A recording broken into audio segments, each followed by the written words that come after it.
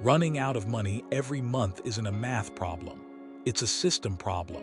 Here are 4 steps to fix it forever. Most people think they run out of money because they don't earn enough. That's rarely true. You run out of money because you don't have a system.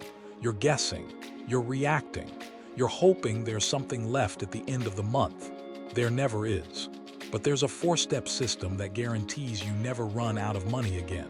Step 1, know your numbers. Step 2, allocate before you spend. Step 3, build a buffer. Step 4, track and adjust. These 4 steps create financial stability no matter what you earn. Let me show you exactly how to implement each one. The feeling of running out of money is one of the most stressful experiences you can have. You check your account. The balance is lower than you thought. You've got bills coming. You don't know how you're going to make it to the next paycheck. This cycle repeats every month, and it's exhausting. But here's the truth. It's not because you don't earn enough. It's because you don't have a system. Let me give you the 4-step system that ends this cycle forever. Step 1, know your numbers. You can't manage what you don't measure. Most people have no idea how much money they actually need to survive. They know their rent, maybe their car payment, but they don't know their total monthly expenses. So they're flying blind. They spend until the account is empty. Then they panic. Here's what you do. Sit down and list every single expense you have in a month. Fixed expenses first. Rent or mortgage, utilities, insurance, car payment, minimum debt payments, subscriptions, add them up. Let's say it's $2,500. Now list your variable expenses.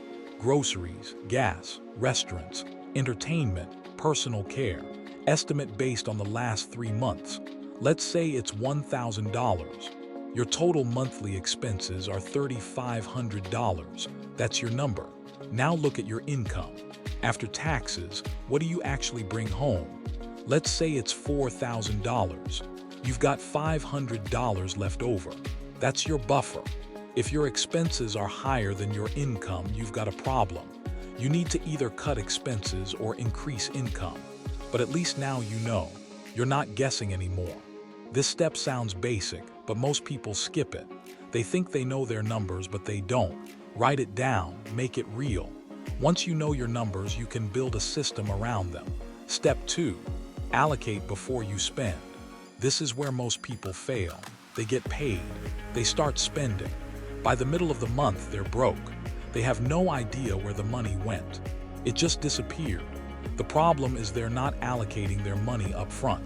They're reacting to expenses as they come. Here's the system. The moment your paycheck hits, you allocate every dollar to a purpose. Rent gets allocated. Savings get allocated. Groceries get allocated. Gas gets allocated. Everything. You're not spending yet. You're just deciding where the money will go. This is called zero-based budgeting. Every dollar has a job before you spend it. Let's use the example from step 1. You bring home $4,000. You allocate $2,500 to fixed expenses. Those are on auto pay, so you're done. You allocate $500 to savings. That transfers automatically. You're left with $1,000 for variable expenses. You break that down. $400 for groceries, $200 for gas, $200 for restaurants, $200 for entertainment or personal spending. Now you've allocated everything. When you go to the grocery store, you know you have $400 for the month. When you fill up your tank, you know you have $200. You're not guessing. You're not hoping. You know exactly what you can spend in each category. And once that money is gone, you stop spending in that category until next month. This one step eliminates the mystery of where your money goes. You allocated it. You spent it according to the plan. You stayed in control. Step 3, build a buffer. Even with perfect allocation, life happens. The car breaks down. The kid needs new shoes. A bill comes in higher than expected. If you're living paycheck to paycheck with zero buffer, these surprises derail everything. You overdraft. You use a credit card. You go into debt. And you're back in the cycle. The buffer is your safety net. It's extra money sitting in your checking account that covers these surprises. The goal is to have 1 month's worth of expenses as a buffer. So if your monthly expenses are $3,500, your buffer is $3,500. This money just sits there. You don't spend it unless there's an unexpected expense or you miscalculate something. Building this buffer takes time.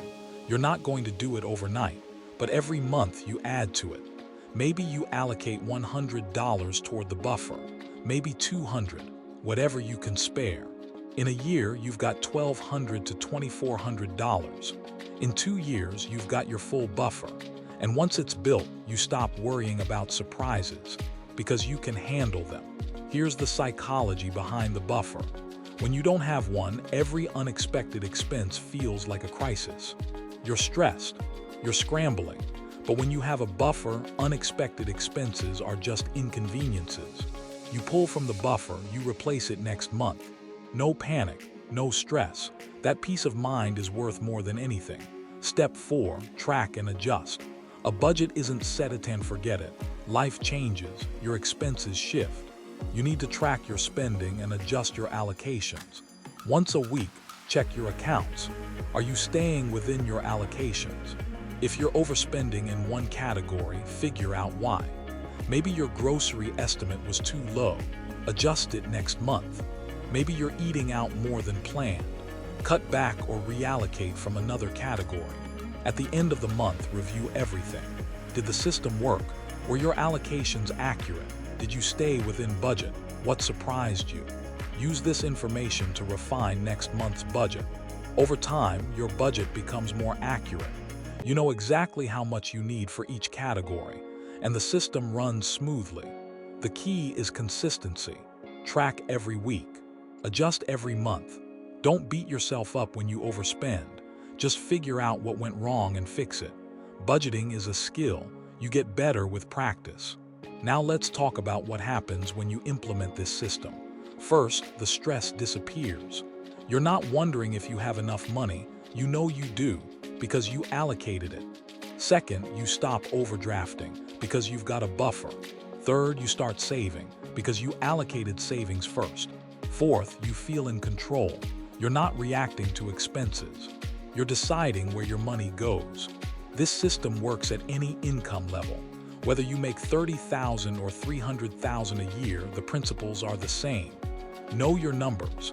Allocate before you spend. Build a buffer. Track and adjust.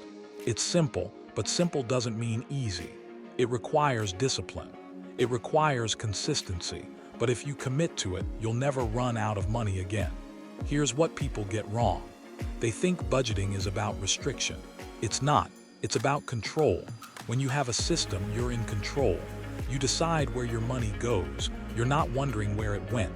That shift from reactive to proactive is everything. Another mistake is overcomplicating it. You don't need a fancy app. You don't need 20 spending categories. Keep it simple. Know your numbers. Allocate your money. Build your buffer. Track your progress. That's it. The simpler the system, the more likely you are to stick with it. Here's your action plan. This week, complete step 1. Write down all your expenses.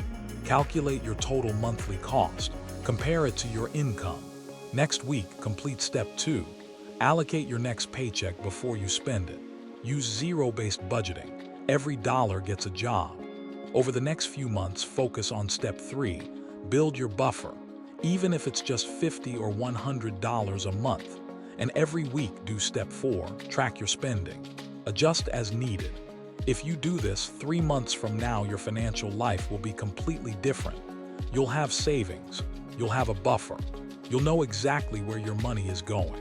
And you'll never run out of money again. Not because you're making more, but because you have a system. That's wealth mode. If this video was helpful, please click the subscribe button and then like and share with your family or friends.